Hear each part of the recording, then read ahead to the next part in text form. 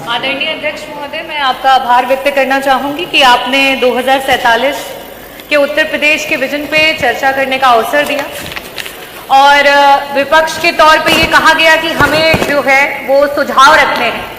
अध्यक्ष जी, 9 वर्षों की जब से ये सरकार है, लगातार विपक्ष और हमारे राष्ट्रीय अध्यक्ष अखिलेश यादव जी आप लोगों को सुझाव देते आए हैं, लेकिन आपने ना तो सुझाव को सुना और ना ही उस पर कोई कार्य किया। मैं अध्यक्ष जी अगर विजन के उत्तर प्रदेश के विजन की बात करूंगी तो ये जरूर कहना चाहूंगी कि प्रदेश का विजन तभी धरातल पर उतरेगा जब उसका सारा विभाग एकत्रित होकर के एक साथ काम करेगा। हमारे बेसिक शिक्षा मंत्री जी यहीं पे हैं। आज बेसिक शिक्षा का विभाग जो है वो बेसलेस विभाग हो चुका है, क्योंकि इसी सदन में कई बार बोला गया कि मंत्री जी विद्यालय जर्जर हो चुके हैं, विद्यालयों को बनवा दो। मंत्री जी ने कहा ना। मंत्री जी स्कूलों में जो है शौचालय नहीं है, बनवा दीजिए। मंत्री जी ने कहा ना। हमने कहा कि मंत्री जी बच्चों को वहां पे शुद्ध पेयजल नहीं मिल रहा, जल दिलवा दीजिए। मंत्री जी कहते हैं ना। हमने कहा कि विद्यालयों में इलेक्ट्रिसिटी नहीं है, मंत्री जी विद्युत जो है उसको वहां पे आपूर्ति करवा दीजिए। मंत्री जी कहते हैं ना। हमने कहा आज पूरे उत्तर प्रदेश में 2 लाख से भी ज्यादा बच्चे हैं जो टेट और सुपर टेट पास करके धरने पे बैठे हैं कि एक दिन बेसिक शिक्षा विभाग की वैकेंसी आएगी और उनको नौकरियां मिलेंगी। मंत्री जी वैकेंसी निकलवा दो। मंत्री जी कहते हैं ना। हमने मंत्री जी को कहा कि मंत्री जी शिक्षा मित्र मर मर के काम कर रहे हैं, अरे मंत्री जी उनका मानदेय बढ़ा दो, उनका समन्वय कर दो। मंत्री जी कहते हैं ना। हमने मंत्री जी को कहा कि मंत्री जी रसोइया मात्र 2000 में काम करती हैं, हमारी रसोइयों का मानदेय बढ़ा दो। मंत्री जी कहते हैं ना। अरे समय बड़ा कम है, मैं आऊंगी। हमारे ऊर्जा मंत्री जी दिखाई नहीं दे रहे हैं। आज ऊर्जा विभाग जो है डबल बी विभाग हो गया है। डबल बी माने बी से भ्रष्टाचार और बी से भेदभाव। मंत्री जी जब जनता के बीच में जाते हैं तो कहते हैं निजीकरण मेरा अकेले का निर्णय नहीं है। मंत्री जी जब अपने अधिकारियों के बीच बैठते हैं तो कहते हैं अरे तुम लोगों ने तो विभाग की नाक कटा दी है, आज बिजली विभाग जो है वो अंधा और गूंगा हो गया है। लेकिन वही जब इस सदन में मंत्री जी बैठते हैं और हम कहते हैं कि मंत्री जी निजीकरण जो है विभाग को मत बेचो, तो मंत्री जी कहते हैं ना। मंत्री जी ट्रांसफॉर्मर हर रोज खराब हो रहे हैं, एक ट्रांसफॉर्मर बन करके 75 बार लग रहे हैं। मंत्री जी ट्रांसफॉर्मर जो है क्षमता वृद्धि करा दो। मंत्री जी कहते हैं ना। मंत्री जी को कहा जाता है कि मंत्री जी आपके विभाग में पॉलिसीज खराब है, आपके जो पॉलिसी बनाते हैं आपके चेयरमैन वो एक IAS ऑफिसर है, शायद उनको विभागों का ज्ञान ना हो। मंत्री जी IAS ऑफिसर हटा करके समाजवादियों ने जिस तरीके से इंजीनियर को वो पद दिया था उनको वो पद दिलवा दो। मंत्री जी कहते हैं ना। मैं यही कहना चाहूंगी कि ऊर्जा विभाग मंत्री है नहीं, बड़ी बड़ी बातें करते हैं और उन्हीं के डिस्कॉम में पश्चिमांचल में आज इतना भेदभाव है कि सिर्फ एक ही जाति का व्यक्ति, वो कहते हैं हम बनिया की दुकान नहीं चलाते, और पश्चिमांचल डिस्कॉम में सारे एक्सीएन सारे MD सिर्फ एक ही जात के भरे गए हैं और मंत्री जी कहते हैं ना।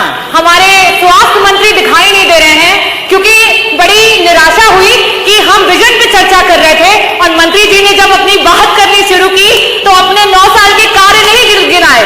मंत्री जी का तो विभाग रेट्रोग्रेड विभाग हो चुका है, क्योंकि उन्होंने अपने 9 साल के कार्य नहीं गिनाए, उन्होंने तो पुराने कार्यकालों को गिनवा करके अपनी बात शुरू की।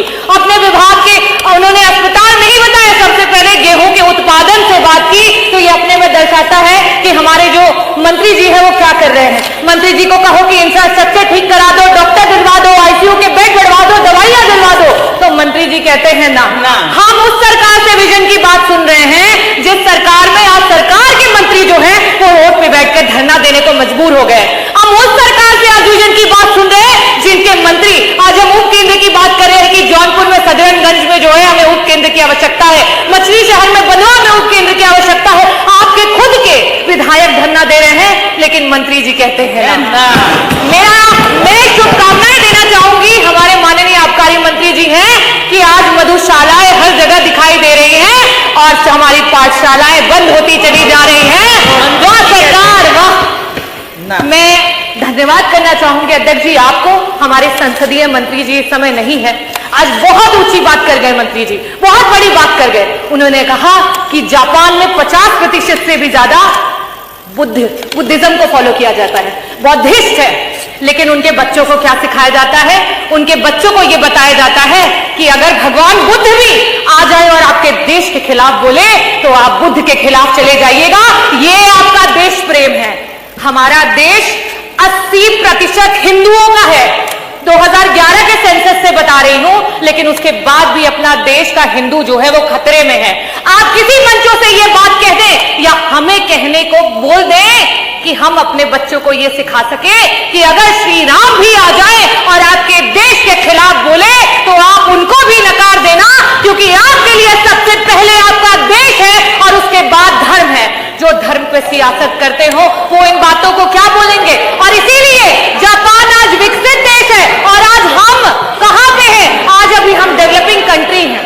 मैं अध्यक्ष जी आपका आभार व्यक्त करना चाहूंगी कि आपने मुझे विजन पे अपनी बातों को रखने का अवसर दिया और मैं चंद बातों से अपनी बातों को खत्म करूंगी। अभी पूरा नहीं हुआ है क्योंकि विभाग तो बहुत सारे हैं। अगर बोलने पे आती तो सारे विभागों की, आपके सारे विभागों की धरातल की स्थिति, और आप जो ये बात कह रहे हैं आपको बुरा लगेगा। यही चीज संसदीय मंत्री जी ने कहा और इसी पे कहना चाहूंगी कि मैं मुजरिम हूं। क्या ये मुजरिम, क्या मैं मुजरिम कहलाऊंगा? अरे सुन तो लीजिए, अरे सुन तो लीजिए, अरे हिम्मत तो रखिए, अरे सुन तो लीजिए। मैं यही कहना चाहूंगी कि क्या मैं मुजरिम कहलाऊंगा? क्या मैं मुजरिम कहलाऊंगा? क्या होगा इल्जाम मेरा? हरे रंग से हिंदू लिख दूं, भगवे से इस्लाम बता। और मैं यही बताना चाहूंगी कि क्या इल्जाम होगा मेरा अगर मैं हरे रंग से हिंदू लिख दूं और भगवे से इस्लाम बता। यही जो आप चिल्ला रहे हैं, चीख रहे हैं, यही मेरा इल्जाम होगा। और ये कह दो कि हम सब एक हैं तो क्या होगा अंजाम मेरा? क्या होगा अंजाम मेरा? संविधान की जय, भारत माता की जय, जय भीम, जय समाजवाद। अध्यक्ष जी पूरा